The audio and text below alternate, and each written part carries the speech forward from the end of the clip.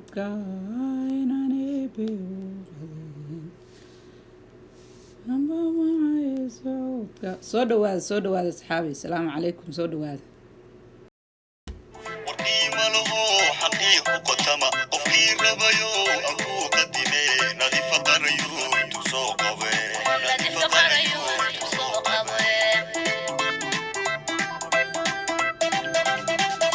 سودو هذا قربة مننا قبيال اللحي قفكي ربيو أنكو قدمي نادي فقريو تسوق نادي فقريو تسوق أصحابي ما أركتين أصحابي السلام عليكم ورحمة الله وبركاته سودو هذا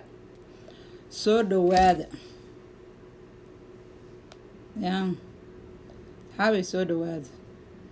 لايف واي برنامجكو سودو هذا وحير باربا إنو كجيرو سيتين عافمات كورما سودو هذا بسم الله الرحمن الرحيم هنببحاي صعودك إناني بيغو قدين إذبكم الجرتامة صحابي وإني سلامة يا اسكبلابنا وإني سلامة يا السلام عليكم ورحمة الله وبركاته waxaan rabaa labada qodob inaan ka hadlo waxa weey ninkii raba marka inuu ka qayb qaato barnaamijka fikradiisa ku darsado barnaamijku live waaye lambarkana meesha ku qoran yahay waa soo wici kartaa insha Allah taala marka waa kaasa soo dhawaada asxaabta qaaliga soo dhawaada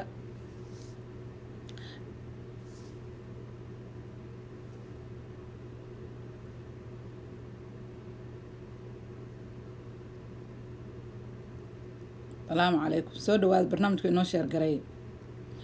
sheer garay kana soo qayb qaata live way barnaamijku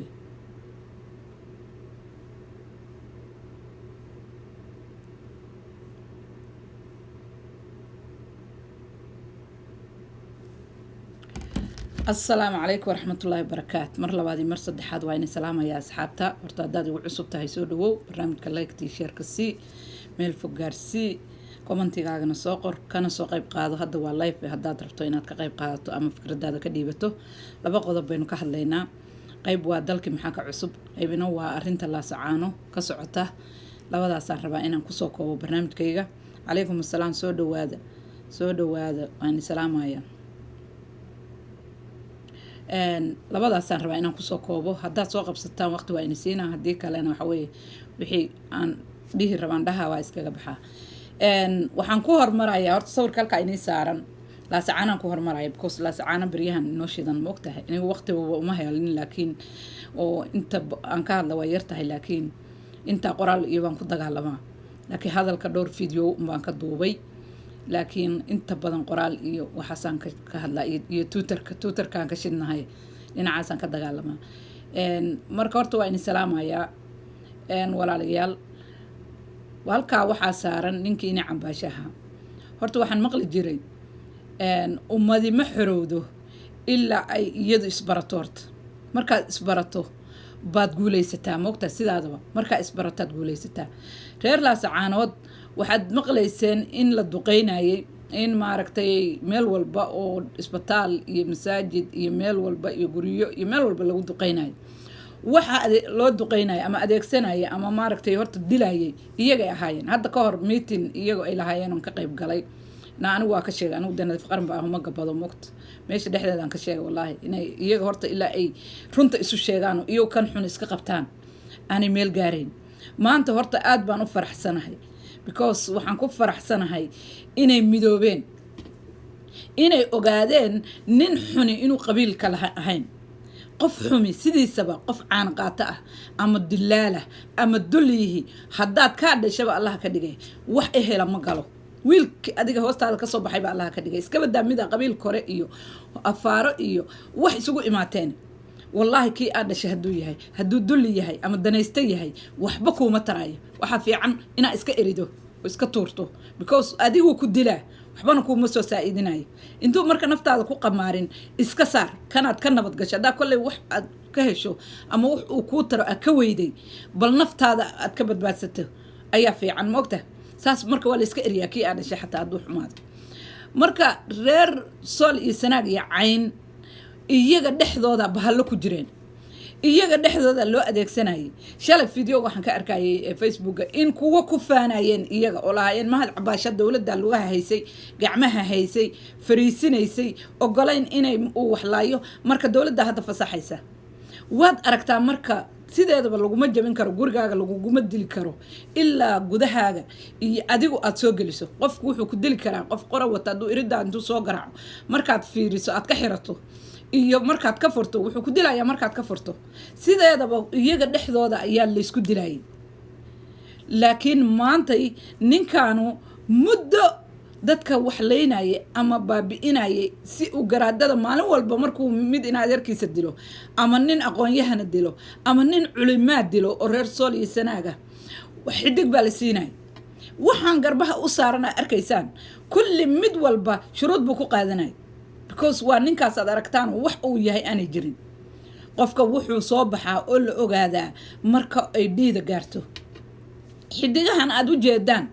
oo uu garbihiisa saaray kulli wuxuu ku qaatay maalintuu wadaadka dila xabadaa la siinaa maalintuu aqoon-yahanka dilo xabadaa la siinaa maalintuu gabadhooda kufsada xabadaa la siinaa maalintuu wax laayo adiga xabad maalin walba si loogu tarinayo garbaha loo casay ka dambena waa la diray because waa la og yahay hadday dhiida gaarto qof meesha ku jira moogayo qof kale inuu sida ay tahay wax guulu gaari karin tiibaa marka maanta horta ka hadlisay aad waxaan usoo dhaweynayaa in maxay tahay cuqaasha iyo caaqilada iyo suldaanadu ay gaarsiiyaan ilaa meesha u damaysay oo ay soo saaraan sababta haddii maalintii hore layska aadi lahaa ama isagoon lala dhiilgarin oo lala gorgortamin la weerari lahaa wixii cadowgu rabaa shaqayn lahaa laakiin maanta maxaa la gaarsiiyey waxaa la gaarsiiyey in maaragtay waxaa la gaarsiiyey maantay in meesha u damaysay la geeyo meesha u damaysay in la geeyo horta aad iyo aad baan usoo dhaweynayaa ina cambaashe because cadowga ayaa adeegsanayay intaasoo maalin baa dhiil lagula jiray oo la sugayay in maaragtay uu maalin walba isuga lahaa xalay markuu odayada la ballamana saaka dagaal buu soo qaaday laakiin maxaa ka raacay waad aragteen wixii ka raacay waxaan halkan idinka tusaaya oo hayaa fiidyow wiilasha yaryar ee muuse biixi war dadka reer somaliland war hooyooyinkow muuse biixi wiilashiisa jaamacaday dhigtaan muuse biixi wiilashiisa kulli waa wada mutacalimiin kuwa hadda la cunaqabatay adduunku xataa ka hadlayo baa ku jira adiguna wiilkaagii mishaharkii lasoo siiyey xataa awood uu ku cuno wuu waayo waan hayaa fideoga waa ina tusaya isagoo lasoo bilaqay fideoga halkan aan ka daaraya waan haya fideo lacagtii loo soo diray oo laanta ahayd meeshay uga carareen wiilkaagii mid dhinta iyo mid gaajo u carara iyo mid la qabto buu ka dhigaya isagana kuwiis wax buu baranaya war waxa weeye waxa aad ku dagaalamayso waa inay qadiyo taha fiican wiilkaagu meeshu ku dhimanaya inay wanaag tahaa fiican waxaan leeyahay marka hooyooyinka war haw dilinina wiilashiina qof isagu danaysanaya qof gurigiisa iyo naftiisa iyo ilmihiisa kaliya ka fekeraya wiilkaagu waxaad dagaalka u dirtaa markuu wax horeynayo sida reer laascaano maanta samaynayaan oo kale u dir markaa markii somaliland lasoo weeraro ama nafteena laydinku yimaado yes u dira laakiin wiilkaaga meel cillaha ku dilin wiilkaaga meel cillaha ku dilo nin ilmihiisi gadaal marsaday yuu kaalaynin waxaan leeyahay hooyooyinka war hadday fiyow yihiin bal intii inii hartay intii tagtay waaba tageen kala baxa oo ilmihiina badbaadsada gurigaagii laguguma haystay dadkan guryahooda uga baxa intaa horta reer somaliland baa leeyahay hadday maqlayaan muusena waxaan leeyahay muuse oo gabalkaaga horta wuu dhacay adiga iyo odaga xafaaya gabalkiina wuu dhacay ismaaciil cumar geelana way ku bilaabatay guushina waxaa ka hartay inta somaliland maxay tahay sool iyo sanaag laga soo jeensanayo adiga iyo muuse adiga iyo ismaaciil cumar geele horaan u sheegay fideo hore aan kaga hadlayay laascaanaan ku sheegay waxaad u dhimanaysiin sida qadaafi u dhintay wallahi inaydina xorriyad ku dhimanayn wallaahi inaydina xorriyad ku dhimanayn because dulmiilayaal baa tihiin dadkii baad dhammaynaysiin dhalinyaradii aad mutacalimiinta noqon lahayd oo nabadda iyo xorriyadda ku joogi lahayd baad meel cillaa dabka ugu shubaysiin si idinku aad u noolaataan intaa waxaan leeyahay reer somaliland aadna waan ugu hambalyeynaya in maanta lasoo gabagabeeyey dulligan in lasoo gabagabeeyey oo maantaad xorowdeen intii hore xormaydina ahayn reer laascaanadu maantaad xorowdeen runtaan inii sheegaya nidaf qaran baa laydhaha maantaad xorowdeen ood ka xorowdeen inaad gumaysi gashaan maantaad ka xorowdeen maantaad xorowdeen markaad idinka kii idinku jiray laynii adeegsanaya aad iska qabateen awal maxaa laydin dhihi jiray iyagaa kolba meel aada iyaga inta maalmaha socday idinka la isku kiin gubaabinay waxa gadaal laga ogaa oo gadaal fadhiyana ninkan ahaa dulligan caanaqataha buu ahaa laakiin maanta waad xirowdeen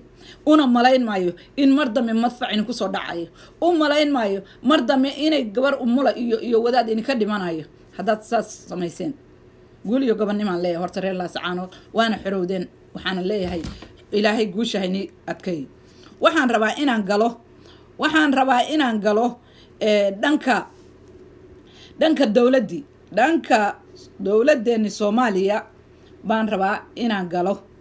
Soomaaliya maxaa ka socda taas waaye marka midda muhiimadda intaas reer Laascaanood aan ku galgalanayay war dalka xaguu joogaa waay dalkii intuu joogaa waay maxaase ka ogtihiin waay dalka horta gacan kuma jiro wuxuu u gacan galay yuhuud iyo dad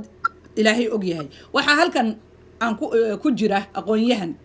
wax badanna ka faalooda aadna xogogaa lagu oo dadka isagu maaragtay wadaniyadu ku dheertahay ah isagaan ku soo dhaweynayaa su'aalana aan weydiin doonaa insha Allah taala la socda marka salaamu calaykum waraxmatullaahi wabarakaatu soo dhawow aqoon-yahan wa calaykum asalaam waraxmatullaahi nadiifo aad iyo aad baan kuu salaamayaa inaan barnaamijka ka soo qayb gashay marka waa ku jirtay maanta horta laba arrimood baa isa saaran dhinaca waxaan ku weydiinayaa sida aad u aragto dagaalka maanta Laascaano uu ku qaaday mid isla iyagi ah iyo waxa ka dhacay oo aad aragto kolay miidiyaha yaacaya bal waxa ka dhihayso iyo saa u aragto iyo waxaad xal moodo dhinaca kalena waa arinta Soomaaliya ku soco marka nadiif aad ma santahay horta marka hore de shacabka reer Sool aragtida iyo waxay doonayaan in loo madax banaayo aniga waan qaba waayo dadka shacabka iyo codka iska leh marka markii hore ay yiraahdeen war anaga naga baxa anaga waxa ayaan doonayna samaysanayna noo daaya xaq loo lahayn waayo de markii hore waa lagu khadraayo mar hadii 190 qof 100 iyo dheeraad qof la dilay dawladda soo qaban weeyay maamulka meesha fadhiyay oo la dul qaatay oo haddana markii dambe daalada iyo waxba ku fureen marka waxay taban la yimaadaan xaq bay u leeyihiin weli waxa soo kacdoonka waa socda shacabka caridiisa socota marka waan ugu hambalyeynaya laakiin waxaan ugu shacabka ugu baaqi lahaa kaliya inaanu macnaha aanu faraha ka bixin hadduu faraha ka baxa hadhow farqado kala duwan oo marba dhinac ka socda iyo sida xabal ku dambeyn doona waxaan la odhan lahaa kaliya kacdoonka ka socda macnaha Sool ha yeesho maamul kaliya oo laga amar qaato saasa guuleysanaysaan dhalinyaradan muuse dabka ku shubay hadda waxaan daaraya inta ku jirto video xataa ilmihii mishaharkii yaray loo soo diray ay meeshii ay ku cuni waayeen kuwiisana waad ogtahay maxaad baaqa oo u diraysaa hooyooyinka si ilmahooduna ugu badbaadaan dadkuna u badbaadaan dhiigan u joogsado maxaa arinta iyada ka dhahaysaa waxaan arkaa maamulka Muuse Bixiile maamul daalima sabta xaway markuu qofku maamul sheeganayo oo xaq yahay waa qofka cashuur dadka qaado wadooyin u dhisa عفاد قدسة مقرنسة هي أن وحدك وقبطة سكول قدسة دولتي ورا كعان كوين وقلنا وحي قبائلسي وحتركي على هيد سكولي بلاش كا يعفبات كي كنت كبر شيء لسان معمل كسومال لان أربعة مقبطة وحدك وقبطة وكريه العكتة بناك ذاك هنا ومر بأمس أس اتش الغفرو أنا كان عارف كمعمل يعني معمل معناها أن جانج بانوالكا ممغيان بانوالكا بردان ضدك waxay doonayeen lacagta cashuurta ay qaateen aan u qabalin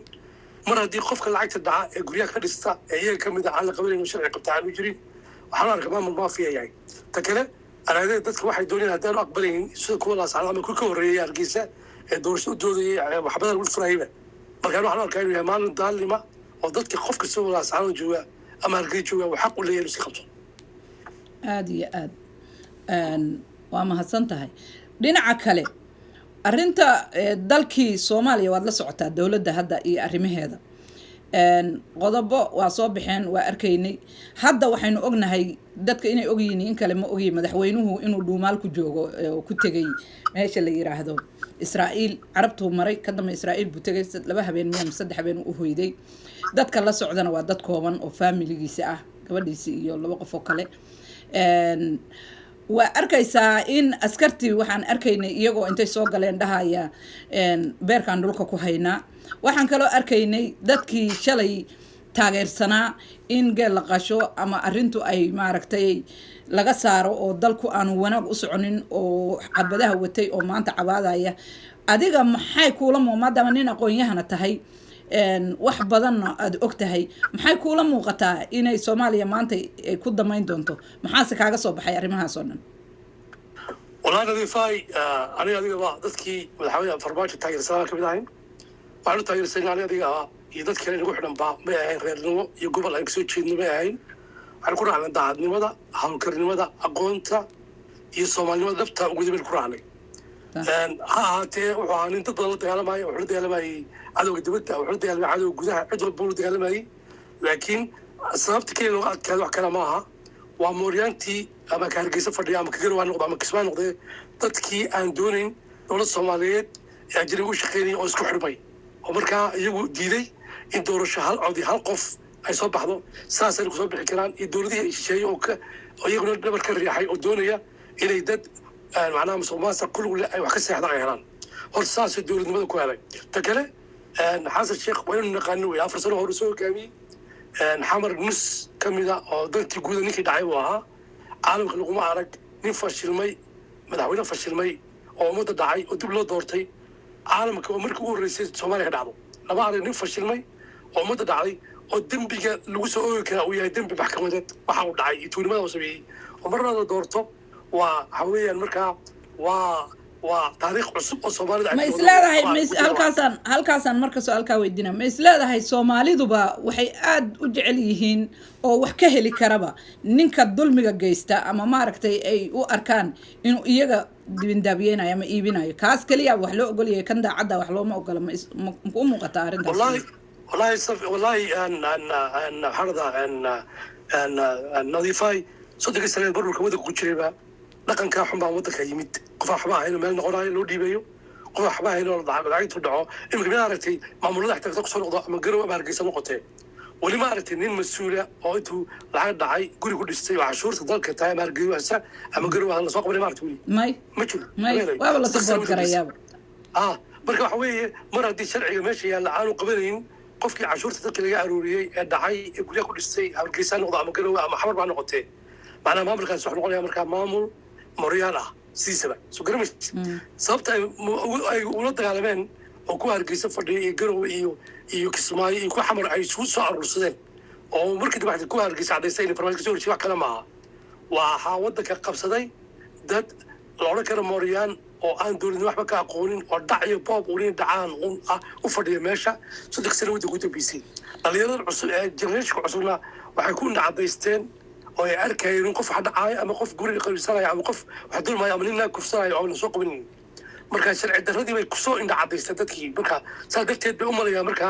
sharci darradu inay shaqeynayso okay hadda wadanka markaad fiiriso kolba meel buu imaanay markii hadda dawladii hore oo aynu taageeri jiray aad bay dadku u dhibsanayeen in wanaagu socdo ama maaragtay wanaag shaqeeyo waadna ogtahay dhibaato badan baa naga soo martay haddana waad aragtaa hadda oo wax badan oo dulmi ah ama dalkii dulmigu wuu kala yahay waxna waa wax shaqsi iyo family iyo qabiil iyo meel hoose ah waxna waa wax ummadda ka dhaxeeya oo haddaad weydo adiga dhan lagu weynayo qarankii Soomaaliyeed maanta in la dhaho dawladda shisheeye oo waliba la og yahay sirdoonkooda ama cadowgooda ama meesha ay naga gaarsiisan yihiin kaliya ayaa ka hadli kara laguna qanco oo dadka shalay banaanka taagna ama dadka shalay wadanko meel u socda oo wax badan oo wanaagay ka socdaan diidana oo u arkay wanaagaas inuu dib yahay maanta oo xumaan taagan tahay maanta oo maaragtay dhinac walba laga baabaayo oo aad u jeedo inay ka hadlaan iska daayay xataa aan banaanka soo istaagi karin maxay kula tahay inay maaragtay shalana u qaylinayeen maantana ay u aaminsan yihiin oo ay ku qanceen iyadoo labada different waxaa misayn marka dhaqanka muqdisho ee caasimada Soomaaliya hadii uu soo noqdo waa dhagto dadka u soo cararay ee u soo guuray waxa weyn dad gobolada xakiimi Soomaaliya dadkaasi waa dadkii qabsaday asendooyinka beeraha wadanka waa dadkii guryaha qabsaday waa dadkii xafiisyada qabsaday dadka noocaas ee gobolada xakiimina waa dadka ugu qeyb badnaa ee qeylinaya xamar fadhiyo maalmihii ama mudaarada dhigan ama qeydiyaan ama bajaaj baa la jiro waan qeylina mudaarada dhigan dadkii lahaa iyaga ahayd wax kale maaha guryo dadka degiyihiin shirkado fashaale degiyihiin waxay degiyihiin meesha loo jeedo African Village waxay degiyihiin Tarbuunka waxay degiyihiin beeraha dadka ay qaateen kuwaas way kuwa aan dowladda Soomaaliya rabin marka waxaad leedahay waxay u aaminsan yihiin waxaa keenaya inay aamusaan dowladdii horena u diidanayeen dowladdii hore waxay arkayeen in wax badan oo ay haystaan ay waynayeen laakiin tan dulmi kastoo ku socda waxoodii baa u hergelayaad leedahay inay wax ku darsadaan magax lagama qaado waxaan qeynayay in ku fadhi weyn tiyaadkii baa la qaatay halka bay ka dhacday baba sambuy sameeyay gabar baa la waayay waxaasoo dhan waxay ahayd waxa weeyaan waa qiiqa suqaris ay ka cararayaan xaqa oo ay ogayaan haddii dowladda xaggeeda timaado in asaydoonka beeraha haystaan shabeellooyinka hoose ku yaalla shabeellada dhexe laga qaadayo oo dowladda hore lahayn jirtay in laga qaadayo guryaha ay haystaan in laga qaadayo guryaha shacabka degiyiin waxaasoo dhan bay ogyihiin oo dadka soddonkii sano ugu dambeysay ay haystaan weliba dadkaan sheegaynaa waa dad gobollada dhexe ka yimid waxaan qeylinayaa waa gobollada dhexe ka yimid khaasatan meelaha loo yaqaano dhuusamareeb iyo guraceel iyo dadka meelaha ka yimid qeylinaya okay marka ma waxaad leedahay marka dadkan wax dhib kasta guri uu haysto ama hanti uu qaato oo meel geysto kaliya uga muhiimsan waxa ku dhacaya ama dhibka magaciisi iyo karaamadiisi iyo wadankiisi ku dhacay waxaan ku cadaynaya waxa weeye hadda oo ciidamadu ay ka cabanayaan mushaar la'aan kuwii noocaas ahaa ilaa jidfida Soomaaliya soo dhacayna halka maan ka dhacayna aw intay ka dhacay marka way maxaa hadli way hadday xaq hadlayaan dad dulmay hadday u doodayaan maanta markii la ciidamada mushaar beelay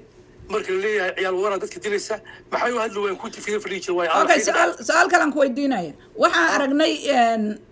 ninkan haysta sirdoonka qodob buu soo qortay qodobadii waxa la keenay waxa la yiri baarlamaanka la geynaya markii laga hadlay baarlamaankii wax dooda labada aqal midna may gelin xataa may sameeynin waqti ay intay qaataan dhahan xataa maalin balhana la siiyo waxa sheekada waa la qurxiyaa moogta isla meeshii bay ku ansixiyeen laba oday baa ka hadlay oo deegaanka u dhashay waxa u soo jawaabay oday ka mid ah qolada uu ka soo jeedo wiilka sirdoonka haysta maxay marka arintaas maxay tusaysaa bay kula tahay maxaa se halka kaaga baxay horta waxaan dadka Soomaaliya u sheegayaa caasimadaad maqasho caasimad qabiil ma laha caasimad waa la wada leeyahay Addis Ababa ama Nairobi waa caasimad dalka Kenya ama Ethiopia ay leeyihiin oo dadkoo dhan ay wada leeyihiin yani caasimad marka laga hadlayo macnaheedu maaha maamul goboleed maaha Hirshabelle maaha galmudug maaha jubba hoose maaha laakiin waa meel la wada leeyahay sida iminka dhacaysa la arkayno caasimadii wax loo bedela caasimad hal beel leedahay sababta waxa weeye iyaaba soo qoraya waxay ku leeyihiin 22 jigo oo sare mise 27 jigo oo sare oo ah rag agaasimiyaal ama managerra oo sirdoonka ayaa kulligood wax ka yimaada gurceel iyo meesha loo yaqaano iyo dhuusamareeb meel kale oo Soomaaliya ka yimid waa gurceel iyo dhuusamareeb kaliya waa sirdoonka ragga ka ugu sarreeya tahaysata airport ka haysta ilaa iyo inta gobolka Banaadir haysto kulligood waxay dhaadaan ilaa gobolka sirdoonka waxa jooga kulligood waxay ka yimaadaan magaalooyinka loo yaqaano gurceel iyo wax ka yimaadaan dhuusamareeb dalkuna wuxuu ka kooban yahay 8 gobol oo Soomaaliya dadkii kala xagee aaday marka ayagu ay kale midda kale khiyado ku jirta meesha waxa weeyaan wax kale maaha waxaa la doonayaa meesha in ciidamada xoog lagu yeesho oo la qabsado oo la haysto ninkan meesha haysta leeyahay sirdoonkana waa ninkii ku hadli jiray afka qabyaalada qaawin bariga hore ay saagi jiray marka ninka noocaasa geemku ciyaari wax kale maaha inuu dad qabiilkiisa ku beera meesha oo ay qabsadaan hadhow marka dowlad doorasho la galana haddii laga helo ay ciidamadu istaagaan yidhahda waanu diidnay kasoo jeesanay marka waxaa lagu digayaa maanta anu waxaan la hadlay waxaan fariin u faray baarlamaanka rag ka mid a waxaan fariin u faray guddoomiyaha baarlamaanka nees yaqaanaan oo saaxiibo yihiin waxaan ku yidhi arrintan haddaad ka hortagi weydaan guryaha la soo gelaya laga xabadaynaya okay su-aal baa halka kaa weydiin hal beel baa qabsanaysaa sirdoonka waddanka oo managerskooda iyaga noqonaya marka nin walbaa la xabadaynaya haddaad iska qaban weydaan arrintan noocaan oo kale ah iska daa Soomaali waxa ku qabataa guryaha la isku maraya okay su-aal kale aan ku weydiinaya qodobada soo baxay waddanka waa ognahay waa 4.5 wuxuuna leeyahay dowlad goboleedyana way jiraan sidaa ognahana dowlad goboleedyada iyo dowladda dhexe wax wada shaqeyna hadda kama dhexayso qodobaa soo baxay qodobadaas adiga xageed is leedahay way ka shaqeynayaan ma kula tahay inay dowlad goboleedyada ka shaqeynayaan haddayse ka shaqeyn waayaan maxay ku damaynaysaa caasimaddu waxa weeye goboleeda lagu dowlad baba waxaa ka wadnaa gobolada Soomaaliya dadka madaxda ka hay'adda fadhiya markaas waa la baxaale waxay ka wakiil yihiin goboladii Soomaaliya ka wakiil yihiin waxay ka wakiil yihiin power sharingkii caasimadda ay dad ku lahaayeen gobolada ka yimid waxaa muuqanaya hadda marka laga hadlo gobolka Banaadir ninkii ugu dambeysay haysta wuxuu ahaa xasan shir buu ahaa rag kale ka horreeyaa jiray madaxweyne maxamed siyaad barre wuxuu magacaabay jiray dad gobollada ka yimid soomaaliya ama kuwa xamarka yimintaba waxaad moodaa markaa in dadka gobolka banaadir gebigiisaba ama caasimadda dadka gobolka ka shaqeeya gebigoodaba ay yihiin dad hal beel ah markaa lama odhan karo haddaad hal beel ka shaqeynaysa meeshii oo aan loo sinayn lama odhan karo meeshii waa meel caasimad ah marka ma imaan kartaa dowladdii in maaragta lagu kala tegay makuu muuqataa adiga taasaa marka keenaysa arrimo ay ka cabanayeen gobolladu ay lahaayeen arrintan looma sinna caasimadda si saxana u shaqayn mayso power sharingkii ama awood qaybsigii caasimadda lagu talagelay ama federaalkuna uu dhaawacan yahay okay maxay keenaysaa marka haddii waxaana sii cadaynaysaa sideetanka xilood iminka u magacaabo ninka leeyahay sirdoonka haystay maasaad uu ku taxay dadka yimid gurceel iyo dhusomareeb ayaa cadaynaysaba okay haddii lagu kala tago dowlad goboleedyadii ay maaragtay dowladda dhexe ay noqoto hal beel ah oo meeshii la dhaho sheekadii ahayd anagaa leh ay ka rumowdo markaas maxaad is leedahay soomaaliya xaggey aadaysaa baa is leedahay maxay isku damaynaysaa horta iminka anigu arkaayo calaamaadka dambe futureka imanaya waxa weeye kulli waa ka waqooyiga inaad ka soconaayo maaragtay maxaa wax loo yaqaano halka ka soconaayo futureka dambe haddii ayba soomaaliya isu timaado oo laga wada hadlo hadhow horta calaamad su-aal weeye caasimadda waa calaamad su-aalka caasimadda ku noqonaysa waxa weye 3 qaybood weyn mar weeyaane kii shabaabkaa iyo kii sirdoonkaa baa isku qasbay xamar oo isku laban oo markaa xataa ninka xafiiska ku ammaan geli maayo oo kii shabaabkaa iyo kii sirdoonkaa wada shaqeynaya waa kow xagga ammaankii waa laba dhulkii dowladooda waa la haystaa oo meel lagu shaqeeya ma jirto waa 3 hal beel baa kasoo carartay waddankii o dhan hal magaala isku timi magaalada marka lama sinaa waxaasoo marka la eego iyo sida loo dhaqmaayo iminka oo hal beel doonayso inay caasimadda qaato dadkii laga riixo sida ay sheegi lahay waan ka tircinaynaa lama dul qaadan kara markaa inay caasimad noqoto dowlad dadka udhexayso noqoto arrimahaasana keeni kara markaa in hadhow dib lagu fikiro marka dambe in muqdisho ay noqoto caasimadda in kale okay su-aasheeda kale madaxweyne wuxuu dhahay al-shabaab baan la dirirayaa al-shabaab baan la diriraynaa dad baa hub la siiyey meelo gaara la aaday dad baan iyagoon hubna la siinin lana taageerino markaa dowladdu garab siinin markii la maqlay al-shabaab baan la diriraynaa dhibkii ku haayeen iyo rafaadka haayay dartood niyad kac iyo si dhab ah dagaalka u galay waxa weeye wadda meelo badan bay xoreeyeen waad ka warhaysaa oo waa dhinacaan beledweyne iyo aggaas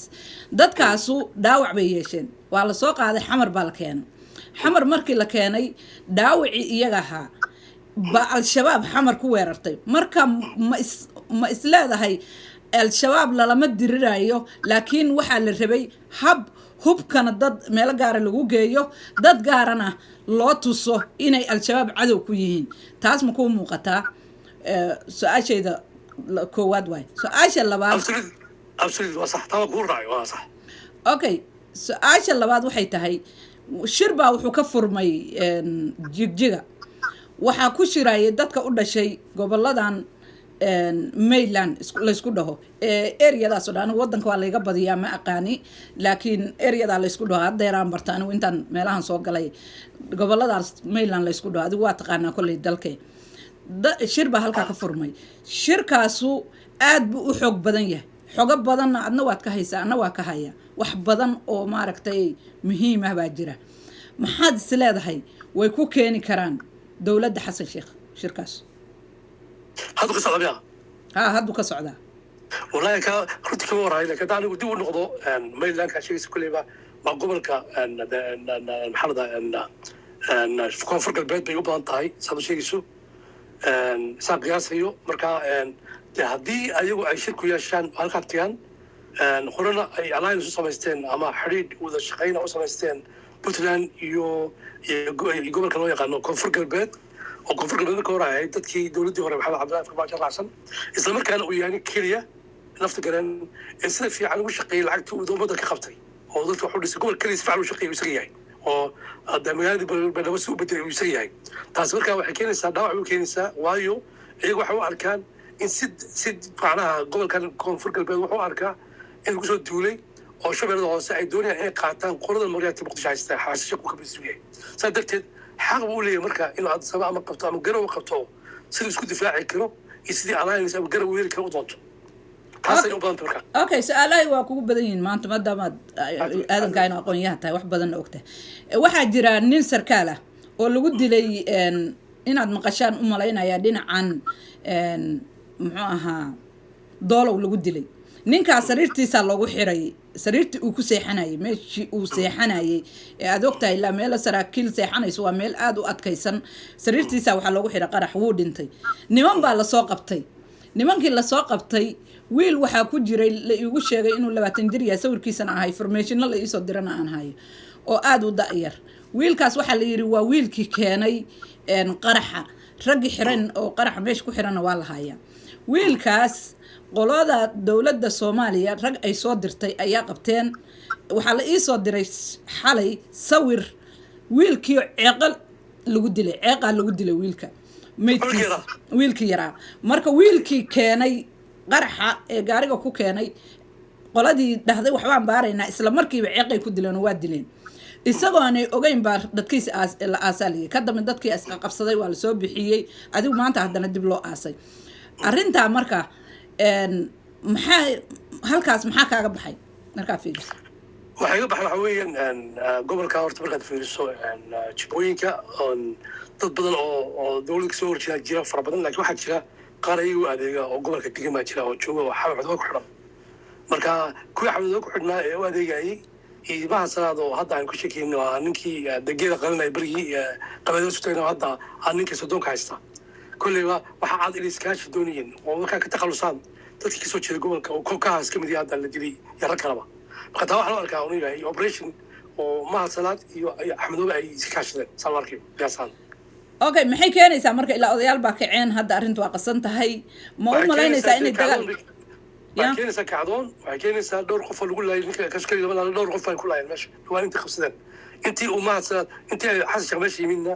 oo farxaan qarar ha noqdo saraakiil kale ha noqoto dhowr sarkaal baa la laayay oo dowladda hore cadow la shaqayn jiro dhalinyaro ah marka way soo tarbaysaa marka dadkii dhalinyarada ah ay soo kacay ee waddanka hogaamin lahaa in marba mid la toogto si ay marka loo aamusiyo kuwaas oo wax dambe uga soo horjeesa aan la waayo ama saraakiisha ku tuhmayaan in kasoo horjeeda ay laayaan taas marka wax weeye waa operation cusub oo u dhaqmaya sida shabaabku dhaqmo oo ah in dadka kasoo horjeeda ama dadka madaxa tagan la dilaayo marka taas waxay keenaysaa kacdoon sida laascaanadoo kale oo dadku kacaan oo xasha kasoo horjeedaan dabadna marka dambe ay ku xulmaan koonfur galbeed okay reer laascaanaan kugu soo celinaya hadday laascaano xorowdo oo ciidankan uu ka baxo iyaguna maamul samaystaan maamulkaasna hadda sida aanu aragno reer laascaanood waxa weeye 3 qabiil baa ku dagaalamaya qolo la dhaho muxuu ahaa dadka la dega ah adii qabiilada waa la iga fiican yahay dadka la dega ah baa ku dagaalamaya faqashini iyo madhibaan iyo qoladii meesha iska lahayda hadday xoroobaan oo dowlad dhistaan dadkuna waxa ay ku dagaalamayeen ama lagu laayay ama ay huwan yihiin oo aad loogu taageero ummadda dhan ay ku taageerto annagana aan ku taageero ay tahay calanka buluuga ah maamul fiican oo ummadda dhanna soo dhaweeya uu noqdo ma isleedahay Soomaaliya waxay noqonaysaa inay mar kale xorowdo kana taaganto meeshaas ma ku muuqataa waa mahadsan tahay laakiin mid baa ku darayaan anigu waan taageerayaa in maamul ay samaystaan waan taageerayaa laakiin horta sidiisa haddaad maqasho maamul goboleed wuxuu leeyahay wanaag iyo xumaan labada waa leeyahay oo wanaaguu leeyahay waxa weeyaan de horta dad maamule way fiican yihiin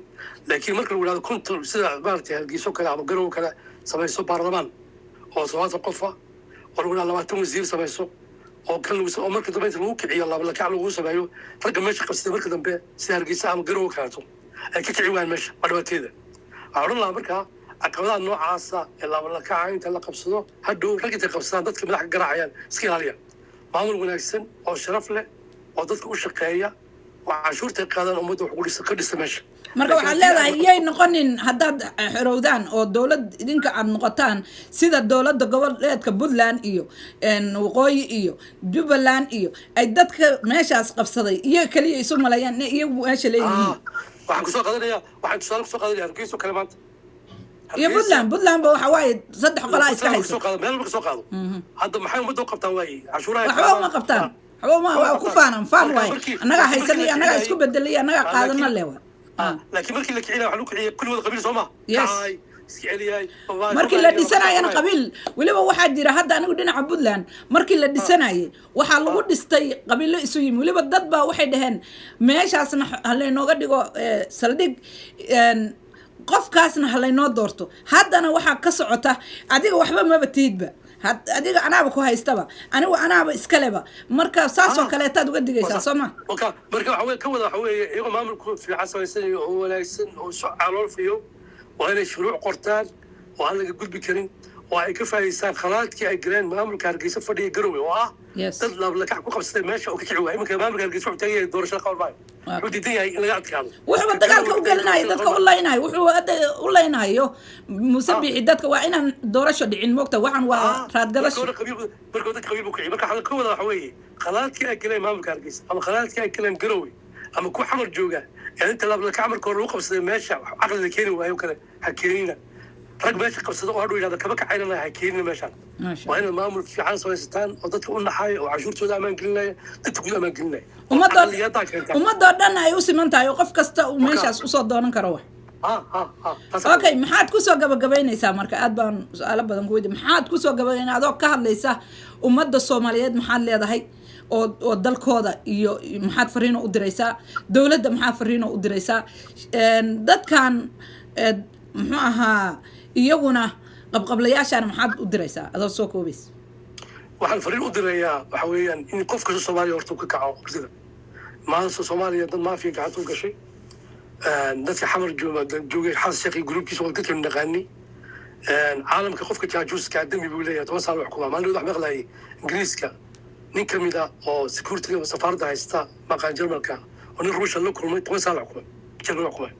caalamka maradu ninku jaajuus yahay oo dawladda shay u shaqeeyay Kenya ama Imaaraadka dambi buu leeyahay 20 sano wax kuma jira dadka maanta Soomaaliya u taliya waa dad cadaystay jooqismada dadka noocaas waxaan u qoran lahaa dadka halaag sala kaco oo hal eego takale aniga lafteeda maanta dawladda kula soo hadlay saako kula soo hadlay cabdi xirso Allah hadlay waxaan ku baraarujinayay raggan xamar fadhiya maanta ismaha salaadii gurubadaas ee qabiilka doonay inay ciidamada ku shaqaaleysiyaan arrinta baarlamaanka ku kaco aqli sare ka kaco arrinta lagu beeskiray caasimada ay 4.5 ay noqoto oo aan loo ogolaanin kuwa qabiilka xamar doonay inay ciidamada ama sirdoonka ay meel u dhibaan sida maanta salaado kale in la soo hordhigo baarlamaanka oo la sheekeeno oo lagu midayo meesha waa 4.5 laba aqbalayo 10 nin oo isku reer ah oo garaceel ka yimid iyo maxamada iyo dhusumareeb inay maamulka gobolka qabtaan oo sirdoonka kaliya qabtaan haddii kale taa diidaan dowlad meesha ku talgaranaya dowlad Soomaaliyeed oo dhacdo oo Britain guuleystay laba aqbali karo ninkii militariga meeshii waxa doonay markaa inay ciidan ku qabsaan meeshii taa ka taxadiraya kale dadkan jooga xaq u dirirka ee reelaas cabad walaalahay waxa leeyahay si fiican oo shaqeynaysan guul baan idin rajeynayaa laakiin aqli ku dara macnaha maamul khadiisaan maamul xalaal oo wanaagsan oo cashuur dadku ammaan geliya oo dadku qabta khadiisa meesha aad baad u mahadsan tahay aadan jeekaahin jazakallahu khayr aad waa sitaa dadka dhageysan waxaan u sheegay magacayga waxa weeye waa aadan jaamac kaahin oo ka soo hadlaya Ingiriiska maasantiin aad baad u mahadsan tahay aadan jaamac kaahin salaamullahi ما شاء الله تبارك الله نينكاس وحو أها آدم جامع كاهن وأقون يهن وانين ماركتي وح بدن أد وجعل دالك وانين ماركتي سياسية ساكي أد بو ماركتي سوك عسن إيلا سو هادلي هادانا وأركيسي وحان سؤالا ويديي مركا intaas waxa weeye khayr Allah siiyo qof kasta oo dalkiisa jecel Soomaaliyeey hal ogaada waxaad arkaysaan ee qabiil iyo gobol iyo hebel hadda walaalkay aadan wuxuu sheegay in laga ilaaliyo inay markay meeshan waaba xorowday wax la dhisanayo in dad iyagu berri isu arka inay hantida qaranka yihiin ay qabsadaan meeshaas that's true arrintaasu wax badan baynu ka baranay sababta waxa ku soo mara waa inaad wax ka barato marka wax badan baynu ka baranay insha Allah ta'ala waa rajeynaya in reer laascaanood gaari doonto fariintaas iyo dadka u taliya aniguna wax badan baan ka ogahay dad badan oo aqoon yahanadooda iyo madaxdoodana waan ku xirahay insha Allah ta'ala wax badan waa la falqayn doona arrinta midaas waa midda Soomaaliya halba inay sheegayaan ummad wax kasta oo ay soo marto qabiil kasta oo ay soo dhisato guri kasta oo ay yagleesho waxba kuma xorowdo ilaa ay la timaado midnimo waxaa kaliya cadeyn kara reer Sool iyo Sanaag maantay waagi hore mar walba oo ay damcaan inay maaragtay midnimada aan isku xirayn mid oo irid la kaxaysan kara ama mid u bixi karo waa ogeydeen meeshay aadi jireen waxa keeni jirana waxay ahayd iyagaan is ogeynba iyagaan midnimo lahayn iyagaan mowqif lahayn marka may arki karin cadowgooda iyo midka kaxaynaya ama midka irida ku furaya maanta markii intii badnayd midowday dee kii dulliga ahaa ee isagu aan damiirka lahayn ee isaga irsiqiisuba u yahay dabadhiif iyo dilaal iyo xaaraan inuu cuno moogiyo wax kaleba aan haynin isagu ummadda ma soo raaci karo أنا مدة كأنت إني كاهن إني نكاس إنه ما أنتي ما عرفتي مل إلا أبحو إلا أبحو هذا الكي وحا كرمو بي أو شيء أذبو أها مكتي سملهن قفكو واحد يلا لو ما صار عنا قفكو يسوي الدلو أنا مكتي سما بحين كان يسوي الدلنا أنا وما كم دونين تاسو ما أنتي وكوس سلوبي أو كوفش نكاس because وحويه ولا قاعد ما أنت إنه يهي مسكون حجر عدة وأنا كده بحي إلهي إذا كيسنا وحنا رجينا يا إن يجوشوا دبودو موسى يرسو مالان واقع لنا ورسيدنا عقل معها بالفيديو كان وحير إلى فيرية إلى شيء فيديو إلى فيرية لا ما نقول لك وحاسة أركيسان والعقتي من شهر كله صد دري واي دلني يرضى يركع من شهر كله صد دري ويه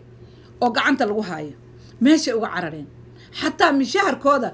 because مشاهر كو إماد حاجة لا عادي نقول كحران أو عبسيبه كجرا أو تقال يحبط الدفاع يقرم كود عسى قرم دمان يسا كجرا قرم والعق يو فاكهيس ينو بنان عادي ينو وحقته وجارية no غير كودنا مسين كرو أو مدري كرو إسقنا معني كرو وكد انتي أما وكقحي وكاسا سيدا سورة مركب موسى إنه دلنيرة دي دبكة وشبه وردلنير dhalinyaro waxaan leeyahay idinku ha noqonina ma liibaanaha lagu liibaanay war adigu dantaada garo ogow meesha aad ku dhimanayso waa inaad meesha aad ku dhimanayso laba arrimood ka faa'iido inaad janno ka hesho oo noqoto nin taariikhda gala oo dal xoreynaya iyo inaad noqoto nin maaragtay dalkiisii difaacaya inaad noqoto nin maaragtay isagu naftiisa badbaadsanaya maanta labadii midna ma haysaan waxaan leeyahay dhalinyarada reer Somaliland war ha ku dhimanina meelahan intiina fiyo way hadda joogtaan iskaga baxa waliba u malayn maayo hadda awal waa leen diri jira hadda in leen diraayo u malayn maayo because ninkanu fidnu kiciye waxa muuqata in meesha laga duqeynayo ama cadow uu ka dhaqaaqi waaye ee ahayd ninkan waxaan leeyahay reer Sool iyo Sanaag aad iyo aad baan idinku amaanaya inaad maaragtay iska qabateen anigu maalin dhaweyd meeshii aan ka qudbeynayna waan inii sheeg inaad horta idinka gudihiina aad maaragtay iska saartaan dilaalinta in ku jira wallahi maanta xorowdeen aad baan u soo dhaweynayaa farxad iiga weyna maba jirinba maanta marka aan arkay inay cambaashay oo la cayriyay because wuxuu ahaa khaa'im wadan buu ahaa wuxuu ahaa dilaal buu ahaa wuxuu ahaa dabadhilif wuxuu ahaa caloosha u shaqaystay ninka adeeradiis iyo ehelkiisa intaasoo jeer madadaaliyay xalay la hadlay saakana dagaalka soo qaaday maanta isaga miraheedii haya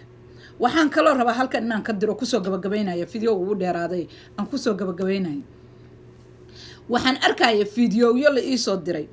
wiilal wax tooganaya oo maaragtay la duubayo meeshii aad qabsateen oo la duubayo meydad la soo bandhigayo intaasba waa inay ka digayaan faan laguma guuleysto faan waxa weeye waxay noqonaysaa markaad qof aad jabisay aad soo dhigto meydkiisii ogow adiga hooyadaayoo kaleetaa dhashay adiga aabbahaayoo kalaa dhalay sida adiga meydkaaga markii la arko looga nixi lahaa baa looga naxaya ummaduna way kaa naxaysaa waxay keenaysaa guul kastoo aad heli lahayd inaad ku jabto iska ilaaliya weligaa wax guul ilaahay ku siiyey ha ku faanin ku xamdi alle waxa aad ku heshana dib u fiiri ka fiiri war guushan maxaan ku gaaray miyaan saxnahay miyaa la iga qaldanaa ma wax wanaagsan baan sameeyay ilaahay ugu garab istaagay taa ka fiiri laakiin ha ka fiirinin waan guuleystay waan ku faanaya weligaa qof walaalkaaya meydkiisa ku faanin dhalinyaradan waa dhalinyaro nin dilaala oo danaysta oo kuwiisina gadaal intuu geystay wax baray mutacalimiin ka dhigay uu dabka ku soo shubaya hooyadiisna laga yaabo in xoog looga soo kaxaystay hooyadiisna laga yaabo shalay markii laga qornayo wiilkaaga shaqaa la siinaya in la dhahay marka waan ka digaya ha ku diganina taas waxay keentaa dhaawac midaas waan ka digaya waxaan aad ugu farxay wiilal wax tooganaya oo baashaalaya because taas waxay tusaysaa in la soo bandhigo ma jeclayn laakiin waxay tusaysaa wiilkanu inuu yanba ogaynba inuu dhimanayo in kale because wuxuu og yahay inuu meesha uu ku dhimanayo gurigiisa tahay inuu yan cid ku duulin inuu yan isagu dulmiile ahayn aad baan ugu farxay waxay inaga ilaalinaysaa in qof dulmi qof ku aado kalsoonida intaa leeg waxaa hela qof ishuba ilaahayna uu garab istaago isaguna ilaahay ka cabsada oo dulmi iska ilaaliya kaasaa hela qof kale ma helo waana midda aad ku guulaysateen maanta laakiin iska ilaaliya inaad idinku gacantiina dulmigii laydinku haayay ilaahay garabkiina uga baxo dulmiyada aad iska ilaalinaysaa waxaa ka mid a inaad mayd aad disheen wiil yaroo lasoo qalday oo dilaal soo qalday inaad soo bandhigtaan inaad ku faantaan iska ilaaliya taas waa inay ka digayaan waxaan leeyahay guusha ilaahay hayna siiyo waadna guulaysateen waadna guulaysanaysiin ummadda soomaaliyeedna qabiil maaha waxaynu ku daba joogto waxaa inay ku qaylinayno ilaa maalintii la bilaabo ilaa hadda saasaan meel walba uga qayliyaa meel walba waan ka qayliyaa xataa twitteraan lahaa waa loo xiray idinka dartiina loo xiray mid cusubaan hadda furta waxaa inay garab taagna aniga lacaga isiisaan maaha hanti ayni ku haysto maaha meesha aad ka dagaalamanaysiin ma aqaani laakiin waxaa ini ku garab istaagay oo aan anoo gabara oo hooyo ah oo ciyaal haysta aan ini ku qaylinayo naftayda khatar ugu geliyo waxay tahay kaas waay kaasaa ini ka dhex arkaa waxaan arkaa dalkaygiyo tegaya waxaan rajaynayaa marka meel alla meesha aan u malayo in laga badbaadin karo inaan garab istaago idinka iyo koonfur galbeedba waa ini garab taagna meel kasta oo calanka soomaaliya laga badbaadinayo ama aan u arko inuu gumaysigu xoogaa gadaal ugu degi karana waan garab istaagaya because anigu waxaan ahay gabar baana anigu qaran baan ahay qabiil ma ihi qabiilna wax kuma helo laakiin qaran wax baan ku helaa haddana waan ku haystaa waxaan wax ku haystana waa qaran qabiil wax kuma helo qabiil wax aan ku helo ma jirto maalin un baan ka dhashay xataa anigu kuwa oo nimanku qabiilka ay ka dhasheen way ku faanayaan because isaga mag baa laga baxshay aniga mag laygama bixiyo markii lay kufsado ama lay dilo waxaa lay dhahaa iyadaa wiilka hanaloo ku xaalmariyaa la dhaha laakiin wiilka lama dhaho sidaa darteed marka aniga meel kastoo aan ku labisan karo ku xoroobi karaan garab taagna laakiin weligay qabiil ma garab taagay weligayna gobol aan kasoo jeedo iyo qabiil aan kasoo jeedo uma ololeynayo laakiin waxaan u ololeynayaa wixii midnimada soomaaliyeed raadinaya ilaahayna waxaan ka baryayaa inuu indhaha ii saaro midnimo soomaali iyo meel soomaali oo gumaysigan iyo dabadhilifkan iyo dilaaladan ilaa iyo yuhuud noo dhiibaya ay ka dhammaadeen oo intii wanaagsanayd ay hartay oo dhalinyaradii xoraysatay oo dalkii xoroobay inuu ilaahay i tustaan rajaynaya aniguna aan ku damaashaado da kasta aan jire aan maalin uun dalkayga soo arko ilaahay baan ka baryaa because dalkayga ma aqaani mana marin ilaahayna waan ka rajaynayaa inuu yan idilin anoon gees ilaa ka gees bal dhihin waddan soomaali baan istaagna oon maalin ka sheekayn midda aan raadinaya waa midda ah waxaan leeyahay marka soomaaliyey waad hurdaad ku jirtaan laakiin wallaahi waa toosi doontaan reer koonfurna waxaan leeyahay shalay nabad baad diidayseen shalay qurux baad ka banaanbaxayseen shalay barwaaqaad haysateen laakiin maanta waad gumowdeen haddaad og tihiin iyo haddaad ku faraxsantihiin iyo haddaydan ku faraxan idinka inii taalla idinkayna idinku xiran tahay ummadaha kaleeto iyo meelaha kale wallaahi inay yeelayn gumaysiga aad yeesheen wallaahi inay yeelayn gunnimada aad qaadanaysaan waadna dhimanaysiin waad dhammaanaysiin waadna magac baaba'aysiin karaamo xumo iyo sumcad xumaana inii damaynaysa haddaydina istaba qaban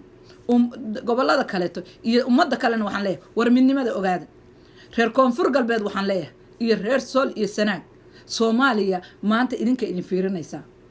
aad baan usoo dhawaynayaa shirka qodobada ka soo baxay iyo waxa lagu wada hadlay iyo xaalku meeshu marayana aad baan ugu faraxsanahay because I know aad baan ugu faraxsanahay soomaaliyana inta ay labadaas intay dhaqaaqayaan wallahi ma dumayso adeer qabiil hadduu wax tarayo waa taa somalilan 30 sano bay calan wadatay 30 sano bay reer hebel lahayd maantana waa aragtiin adduunka shalay dabada u tumaya oo u sacabtumaya maanta iyaga baa qoraallo ka qoraya in hadda qoraal baan soo geliyay samar yar oo soo baxay oo aan helay baan soo diray beedkaygaan soo geliyay fiiri maxay uga leexdeen mataqaanaa gaaladanu waxay og tahay markay aragto inay fashilmayso ma rabto iyadu inay fashilanto laakiin adigay ku rabtaa inaa fashilanto somalilan shalay markay waxoogaa magaca lahayd oo hamiga lahayd way saboodgaraynaysa maanta maxay durbaba u cambaaraynaysaa because waxay aragtaa sol iyo sanaag in xoogaa ay ka magac dheeraanayso marba meesha iyada danteedu ku jirtay aadaan marba meesha danteedu ku jiray ummaduhu aadaan ummaduhu dantooday fiirsadaan idinkuna dantiina dhulka dhigtaan dilaalkaad fiirsataan damiir xumadaad doontaan soomaaliya marka waad hurdaani kaca wadankiina indho dheer u yeesha wadankiina wax badan baa ka socdee ka warhaaya anigu waqti